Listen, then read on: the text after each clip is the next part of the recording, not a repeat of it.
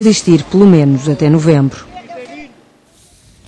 E para nos ajudar a perceber melhor estas alterações estão connosco em estúdio Tiago Caiado Guerreiro, advogado fiscalista, e também Luís Lima, presidente da Associação das Empresas de Mediação Imobiliária, que está nos estúdios da SIC em Faro. Tiago, começo por si. Uma das preocupações reveladas pelo Presidente da República antes de aprovar esta lei tinha a ver precisamente com as garantias de proteção social que esta lei poderia ou não dar e garantir aos mais carenciados. Depois de algumas garantias por parte do Governo, o Presidente promulgou. Parece-lhe que estão plasmadas essas garantias? Estão plasmadas, mas são impostas aos proprietários. Estão plasmadas na medida em que as rendas não podem ser aumentadas mais que um determinado valor conforme o nível de rendimentos da família, até aos 2.250 euros, e também não podem ser, têm um regime de aumento muito progressivo e que também está limitado a 1/15 do valor patrimonial do imóvel, e até poderá haver intervenção do Estado com subsídios para quem tenha mais que 65 anos ou seja deficiente.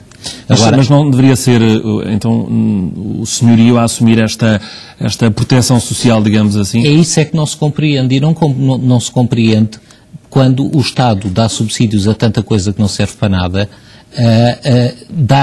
Não deveria impor ao proprietário, não é? Que muitas vezes está ele próprio numa situação de pobreza superior aos inquilinos, porque há inquilinos que pagam rendas muito baixas e que têm níveis de vida elevados, e está-se a impor ao proprietário uma função social forçada. Ora, o que devia haver era uma liberalização geral das rendas e o Estado Social intervir a apoiar as pessoas que são mais necessitadas. E isso não acontece porque o Governo quis fazer uma lei a custo zero? Quis fazer uma lei a custo zero, em que não gastasse dinheiro nenhum, mas pior que isso, é que ao mesmo tempo, este ano, aumentaram-nos o limite do IMI de 0,4% para 0,5%, e para o próximo ano estão-nos a reavaliar os imóveis todos. E, entretanto, já falam para acabar com o IMT, porque não há transações imobiliárias, aumentarem-nos o IMI ainda mais. Por isso, quer dizer, temos uma violência enorme sobre os proprietários, que pode ser até confiscatória, e, por outro lado, temos medidas que acabam por não resolver o problema do mercado de arrendamento. E o Estado realmente, nas pessoas com maiores necessidades, deveria ser ele a subsidiar e a fazer essa função. Luís Lima, no seu entender, parece-lhe que estão reunidas agora as condições para que o mercado comece a funcionar? Não, exatamente como o antecessor disse. Eu, antes de mais, queria dizer que esta lei peca pela sua entrada tardia. Se esta lei tivesse entrado em vigor, nomeadamente há um ano, se tivesse aproveitado a lei que foi aprovada pelo governo anterior, teríamos evitado o encerramento de tantas empresas do meu setor e o aumento de desemprego. Mas, enfim, o governo quis ir levar a fazer uma alteração, quis mexer na questão da liberalização das rendas antigas. Isso, para mim, como sempre disse, era uma questão de justiça, mas acaba por não fazer, porque isto vai representar uma alteração de cerca de 12% das rendas. E não foi o que é essencial para dinamizar o mercado.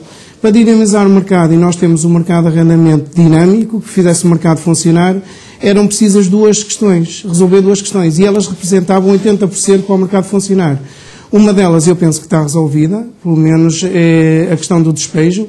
Todos os indicadores que eu tenho é que a alteração é positiva, e, portanto, vai-me dar segurança para o investidor para investir no mercado, mas não vai fazer com que eu consiga, que o investidor coloque no mercado rendas a preços acessíveis.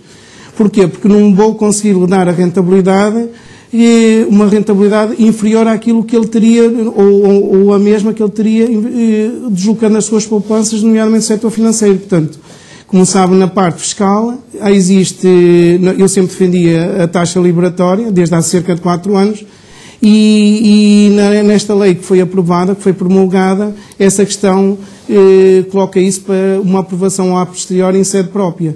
E isso representaria quase 40% para a lei ter sucesso, para o mercado funcionar e para termos aquilo que nós todos queríamos, rendas muito mais baixas, porque nos últimos 2, 3 anos eu tenho dito que o mercado de arrendamento está com rendas as rendas são colocadas no mercado, são especuladas acima das possibilidades que as pessoas podem pagar, e com esta promulgação desta lei, falta-me essa parte. Além disso... Luís Lima, deixe-me aproveitar já agora, aqui com o fiscalista Tiago Caiado Guerreiro, para nos explicar exatamente se teria ou não algum benefício esta taxa liberatória. Teria um benefício muito grande, porque atualmente as pessoas são tributadas nas rendas no seu IRS, que com a sobretaxa pode chegar aos 52%. Ainda mais, por outro lado, e com uma taxa liberatória seria de 25%, por isso é muito mais baixa. Acresce que, para além de serem tributadas, poder chegar aos 52%, as pessoas têm muitos limites naquilo que podem deduzir, por exemplo, fazendo obras para manter um edifício. Porquê é que não se fazem muitas vezes obras para além do congelamento das rendas nos edifícios?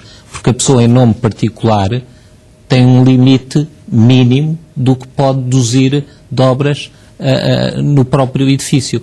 Agora, nessa questão fiscal, coloca-se, para mim, um ponto fulcral.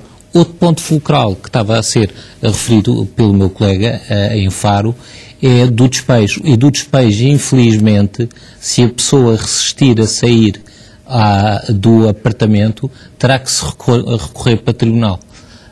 Porque a norma, ou a Constituição, segundo dizem, não é a minha opinião, mas enfim, obriga a que, em caso de litígio, se vá recorrer a tribunal. Isto é, se não se chegar a um acordo ao balcão que permite o despejo, mas permite o despejo se a pessoa quiser sair de livre vontade da casa. Se a pessoa pura e simplesmente entrar em litígio, fechar a porta, não pode ser a porta arrombada, como por exemplo noutros países, e não se poderá pôr a pessoa fora.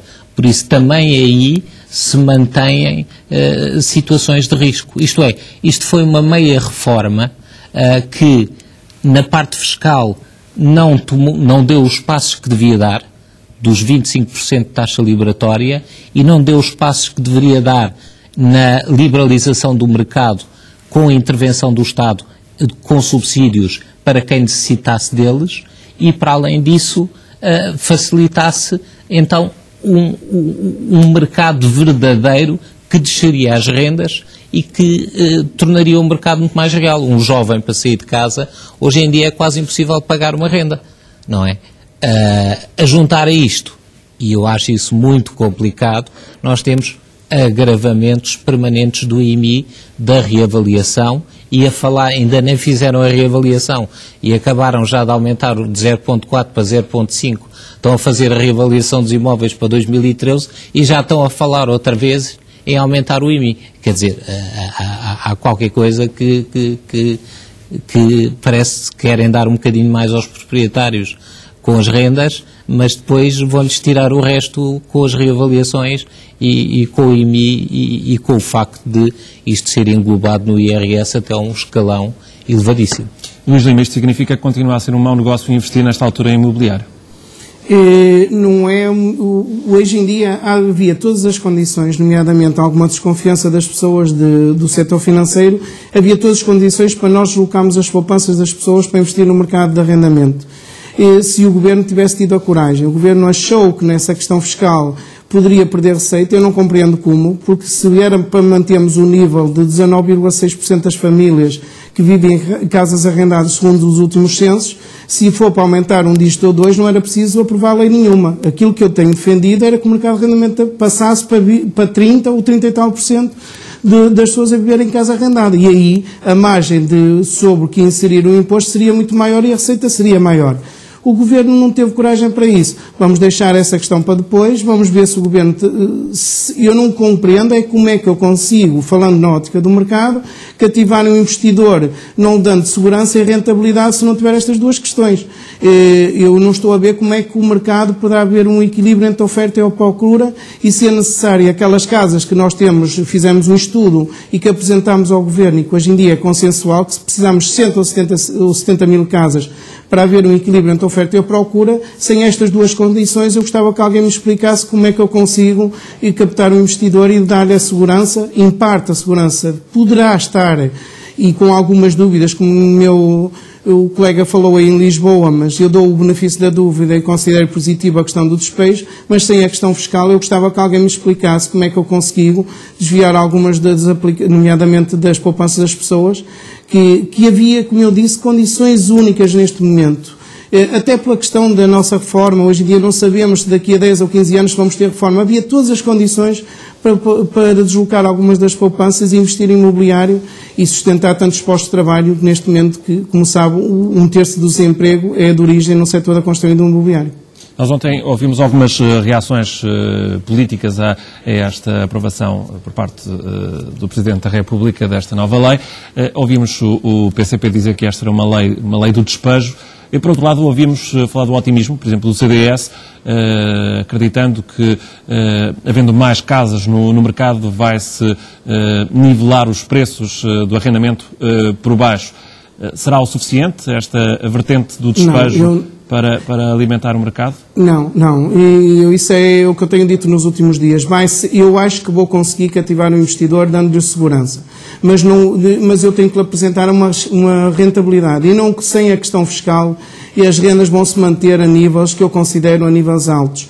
A APMI fez um estudo e quase 50% das pessoas que arrendam casa acham que o valor que aceitaram a renda é acima das suas possibilidades. Portanto, sem essa questão fiscal é praticamente impossível que o mercado tenha rendas a preços mais baixos. Só se alguém conhece o mercado que eu já o tenho dito, e nos últimos dias tenho dito isso ao Governo, que sem a questão fiscal é praticamente impossível dar uma rentabilidade a quem quer investir, como o meu assessor disse, englobando no seu IRS, é praticamente impossível. Nós até devíamos ter sido mais ousados. Nós devia ser uma taxa liberatória, se calhar metade daquela que deviam, nomeadamente, se isto o arrendamento se é um desígnio nacional, devia ser metade. Como algumas pessoas defendem, e hoje em dia pessoas que até estão no Governo. Mas eu sempre defendi pelo menos que fosse igual, que eu tivesse as mesmas armas que tem um gestor financeiro, eu como gestor imobiliário, que pudesse dar as mesmas armas ao investidor e ter as mesmas condições para eu captar, para investir no mercado de arrendamento e, acima de tudo, até para puxar para a reabilitação, que toda a gente fala na reabilitação, mas sem uma lei do arrendamento a funcionar, não haverá reabilitação que tenha sucesso. E darem-nos as mesmas condições que dão às instituições financeiras, porque as instituições financeiras, as seguradoras, os bancos, entidades financeiras, os fundos, pura e simplesmente não pagam IMI, não pagam IMT e acabam por pagar taxas efetivas de impostos por volta dos 10%. Por isso, nós não podemos competir com isso. Nós pagamos o IMI, nós pagamos o IMT quando adquirimos a casa, depois a seguir o rendimento que recebemos é englobado no IRS, quando pura e simplesmente num desses fundos andará nos 12%, 13%, 14%, no nosso caso pode ir até aos 52%, e eles, as despesas de conservação, podem deduzi-las todas. Por isso, estamos a concentrar cada vez, mais uma vez em Portugal, medidas que vão deixar de um lado um conjunto de grupos que são entidades em geral financeiras numa situação muito interessante e depois por outro lado temos a classe média que, por exemplo, faz esse tipo de poupanças, até a pensar no futuro da sua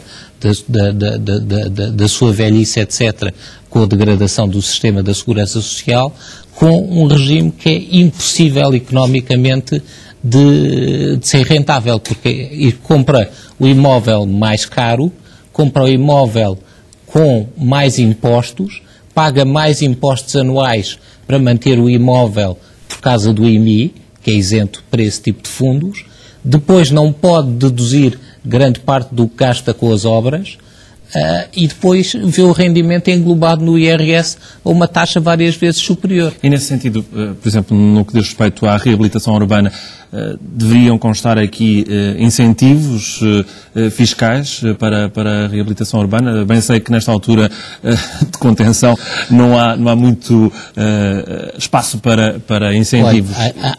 Como as deduções no IRS, por exemplo? É assim, eu não consigo compreender porque é que há limites às deduções em despesas efetivas na conservação dos edifícios. Primeira coisa. Segunda coisa, acho que tudo o que fosse ligado à conservação deveria ter uma taxa de IVA reduzida a nível da União Europeia, e penso que não seria difícil de negociar, porque um dos desígnios da Troika é a diminuição do desemprego. E a reabilitação urbana não só é fundamental para manter os centros urbanos com qualidade de vida, equilíbrio, evitar a insegurança, etc., como cria maciçamente emprego. Por isso, criava-se aqui um ciclo virtuoso de investimento e crescimento. Por isso, é uma reforma parcial. Uma coisa positiva que está prevista e que não foi ainda mencionada e que, por exemplo, é utilizada em França, vou dar uma conferência agora sobre isso em Paris no dia 15 de setembro, é que parece que o Governo vai propor que haja um seguro de renda que vai custar até 3% do valor da renda mensal. Isto é, se o inquilino deixar de pagar, e deixar de pagar durante vários anos, quando o processo eventualmente estará em tribunal, o senhorio vai continuar a receber a renda, e isso é um passo muito positivo. Vamos ver se o aplicam. Luís Lima, muito rapidamente, ainda sobre a questão da reabilitação urbana, eu pergunto-lhe se ela está a acontecer, se existe. Não, sem uma lei do arrendamento que faça funcionar o mercado, não haverá reabilitação que tenha sucesso. E, como disse aí o meu colega de Lisboa, é verdade, poderia ser uma das grandes soluções para o setor da construção imobiliária, mas como eu tenho sempre dito, sem uma lei do arrendamento que tenha sucesso, que será o motor da reabilitação, não vamos ter reabilitação a funcionar. Infelizmente, o setor está numa fase difícil, de uma fase de encerramento de empresas, e isto poderia ser uma solução para atenuar o desemprego. Como eu disse, que 1/3 do desemprego nacional é de origem no meu setor da construção imobiliária, infelizmente, para todos nós. Luís Lima, obrigado. Tiago Caiado Guerreiro, obrigado também pelas explicações que aqui nos trouxe esta noite.